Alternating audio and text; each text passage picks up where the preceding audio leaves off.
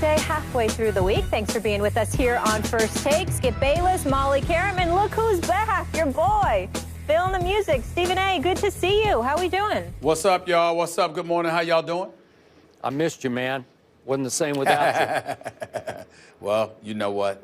I miss you too, bro. Let's get it on. Thanks for getting up early today and getting back Tell me about it. to New York. Tell me about it. Way to go. Tell me about it. I'm here. I'm here. Yes. Let's roll. Great to have you back. Let's get into it. How about those Cavaliers? Let's talk about it. So Cleveland became only the 5th team ever to win their first 9 games of the postseason after crushing the Raptors in Game 1 of the East Finals. Last season, LeBron, of course, didn't have Kyrie Irving for most of the finals and Kevin Love for most of the playoffs, but the Cavs are rolling now at full force. Skip, is this LeBron's best supporting cast he's ever had?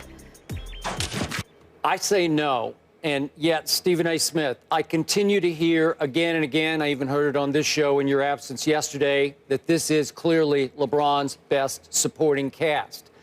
I'm sorry, I'm not going to overreact. As sensationally as this bunch is clicking together, Kyrie, Kevin Love, LeBron, all together, blending, clicking, in rhythm, I get all that. But it's been against Detroit and Atlanta, and now a Toronto team that I think you would agree from what I saw of you on SportsCenter should be embarrassed by the way it played or did not play defense last night, especially in the paint. Is that fair to say? Oh, yes, Lord. Oh, Lord. Yes, Lord. Okay, so I can't overreact.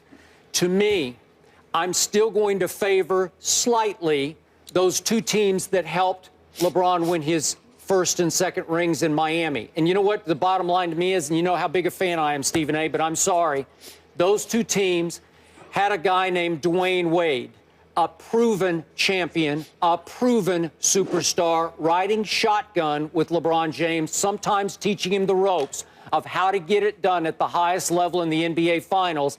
And obviously, this current team has no Dwayne Wade. As gifted as Kyrie is, he managed to make it through 1 game of the NBA Finals last year. As talented as Kevin Love is, and as much as he's clicking with the other 2 right now, didn't play in the finals last year. Obviously didn't play in a whole lot of the playoffs. And I look at this current Cavs roster, nobody who gets to play consistently has a ring. So let's go back to 2012. How many times did LeBron get huge help from unexpected sources in those finals? Remember this in 2012, Stephen A., after they lost Game 1 in Oklahoma City? Remember Shane Battier? How big did he come up in Game 2? Made 5 threes. They go home, Game 3. Dwayne Wade was huge in that game with 25 points. That was when Dwayne Wade was playing at a very high level and still himself, although I thought he returned to that level this year. Remember Game 4 in Miami of 2012, the Mario Chalmers Memorial Game? When all of a sudden Mario scored 25, and by the way, Mario had a college ring that he won for Kansas, as you know, against Memphis in the NCAA Finals. He scored 25 in that game, including 12 in the 4th quarter and 5 in the last 45 seconds, was huge. Closeout game of that series, Game 5 in Miami. Mike Miller, who was on our show the other day, made 7 threes in 8 attempts, 7 out of 8. Where did that come from? He could barely walk, and he made 7 threes. Let's move quickly to 2013, the next year that LeBron won a ring. Down 2 games to 1 in San Antonio. Dwayne Wade was huge in that Game 4 against my Spurs with 32 points, and even that series at 2 games all. And then let's fast forward to Game 6. I must bring it up one last painful time, if I may. LeBron James turned it over 3 times in the last 3 minutes. He missed the tying 3 with about 8 seconds left, and we know what happened after that. Ray Allen made the greatest clutch shot I've ever seen to tie that game, send it to overtime. LeBron was great in Game 7, but again, Ray Allen, who came to the Heat that year with the ring that he had won in Boston, so he had championship pedigree, saved or helped save LeBron's legacy with that shot that he made. Now let's look at this team. Is there anybody else that you really trust at the highest level against a Golden State or Oklahoma City at the next level? I don't know for sure. I love Kyrie Irving. I like Kevin Love. I like Tristan. But do you trust them under fire at the highest level? You know, I don't. I don't know yet. I got to see them under that kind of fire before I say, oh, they've got championship pedigree, because none of them have proven it at the highest level. So I think we're overrating this supporting cast. I think you're looking at it all wrong. First of all, when you talk about Dwayne Wade, who's one of the ultimate closers the game has ever seen, of course, they haven't proven they have that on their roster, Skip. Nobody can deny that. When you look at a Chris Bosh, who's an 11-time All-Star, we know what he brings to the table. Ray Allen, one of the greatest shooters in NBA history. Mike Miller, who can't be underrated. Shane Battier, et cetera, Mario Chalmers, you throw him up in there. You could take some of the smaller level players like the Norris Coles of the world and Birdman and all of those guys. Udonis Haslem was an age-old veteran, finds a way to keep himself relevant year after year after year. When you look at it from that perspective, you say to yourself, okay, LeBron had a better cast of players in Miami. But what you're missing, Skip, is that even though I agree with you, I understand the point that other people are trying to make when they say that this supporting cast is better. You know why, Skip? Because what we're talking about are individuals that he played with in Miami that stepped up at the big moments. Remember, throughout those NBA Finals, before Mike Miller exploded with 7 3-pointers in a closeout Game 5 against the Oklahoma City Thunder to deliver LeBron James his first title, he was struggling up to that point in the series. There were times in other NBA playoff games or the finals where other individuals, they struggled. LeBron essentially carried the Miami Heat to that precipice before somebody stepped up and closed the deal to help him deliver the goods. With this particular situation in Cleveland, what happens is you have a bevy of individuals that are balling. And because they're balling, LeBron doesn't have to do but so much, thereby being very, very rested because of the contribution he's getting against others. Now, granted, I've said that what you said, Detroit, Atlanta, now Toronto, not exactly the greatest test in the world, although Detroit and Atlanta are good quality teams, exceptionally well coached. They're on a come up. They haven't arrived yet. And don't get me started with Toronto because you know how we both love Dwayne Casey. Yeah. But they are simply overmatched. It's just that simple. Their strengths are bigger strengths for Cleveland, which nullifies and neutralizes whatever they're going to throw at you. They'll be lucky if they win a game in this series. With that being said, look at what Cleveland is doing. Walking into last night's game, Channing Frye shooting 57% from three-point range, 12 of 21 before last night. Kyrie Irving at 53%, 28 of 52 from three-point range. J.R. Smith shooting about 50% from three-point range. Richard Jefferson up there above 45% from three-point range. I mean, you've got about Iman Shumpert was hitting 46% from three-point range. So I just gave you 5 guys that are shooting better than 45% from three for LeBron James and the Cleveland Cavaliers.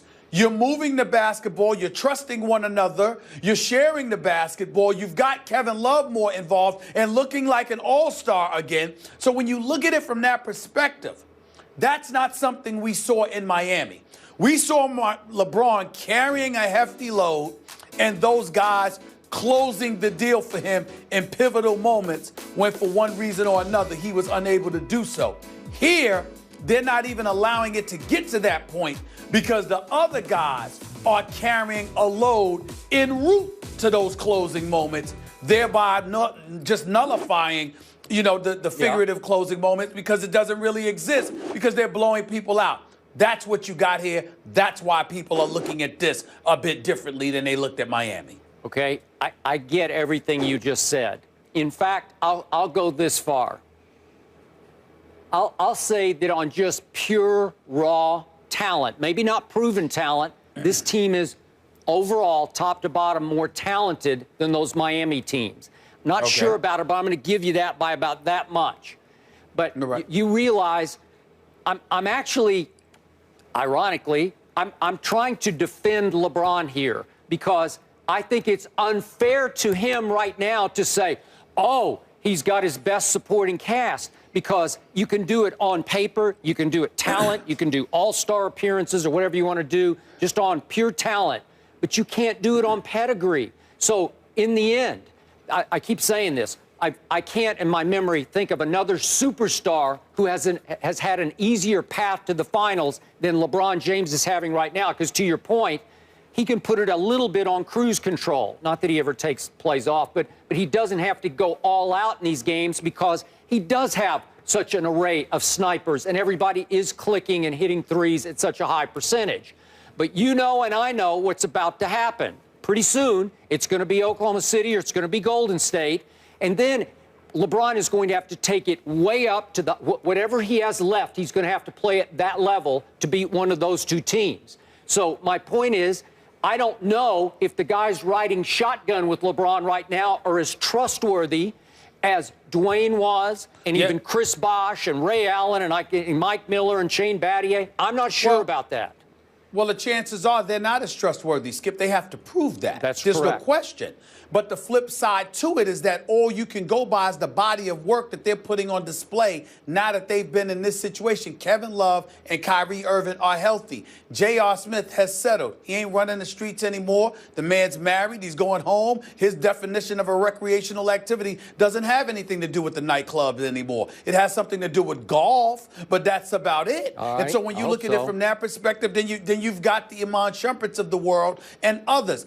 And Channing Frye's a huge pickup. He is. And you also have to remember that when LeBron James goes to the bench, then he comes off that bench, Skip. This is a guy, and I was speaking to one of their color commentary guys that does the Cavs games, Jim Jones. He played in the league years ago. Really great guy, very knowledgeable, and he was just talking to me about how LeBron James comes off the bench, when he gets some rest, and he comes off the bench, and he's usually on the floor with Channing Frye and Kevin Love because you've got snipers out there. You put Kevin Love on the block, okay, or you put LeBron on the block, and everybody collapses on him, and then all of a sudden you got Kevin Love running to the weak side. You've got Kyrie overloaded on the weak side.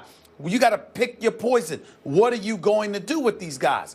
All I'm saying to you is that whatever the case may be, the reason why you have people debating as to whether or not this is a better supporting cast for LeBron is because they're looking at the workload that he's having to put in now, comparable to what he used to have to do. And remember, Skip, one of the reasons why he fell out of love with Miami, although from what I'm hearing, he's kind of fallen back in love with it. One of the reasons he fell a little out of love with Miami is because he carried the workload. There was times he came to a game, Skip,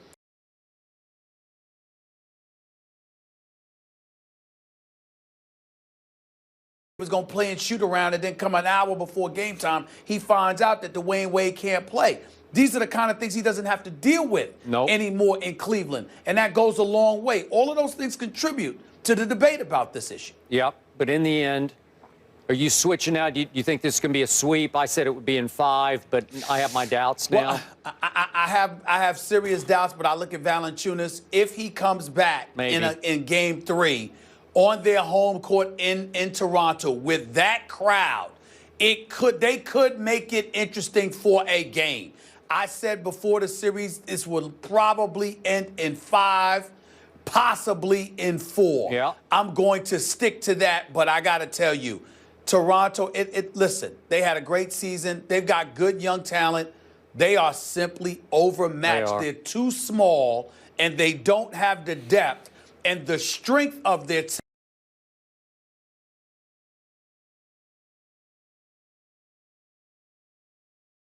Kyrie and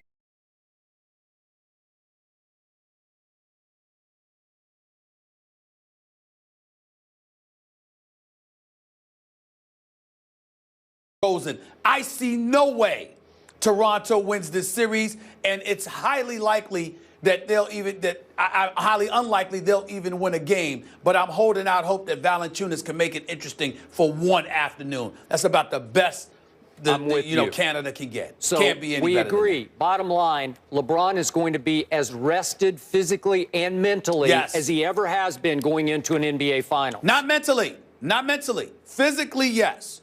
Mentally is different, Skip, because I'm making the case that LeBron is under more pressure outside of chasing his first title. He has never been under more pressure than he is right now this year. Last year, Golden State, potentially fraudulent title because he didn't have Kevin Love and Kyrie. And then you got Steph winning MVPs and stealing all the shine. Now you hear LeBron commenting all the time. The king, meaning marketing, off the court, et cetera, has got a lot at stake. Another loss to Steph Curry could really diminish, at least to some degree, some of that stature, assuming they beat OKC, which is not a guarantee, obviously. Okay, what you just said is very debatable, and I will save my answer for a little later in the show when we address that topic. Oh, yeah, sorry, I forgot. That's okay. No, it's all good. We got it. But that was the Cavs' largest playoff win in franchise history, so they're now 13-0 when all three are healthy. But let's go out west where things were not as easy.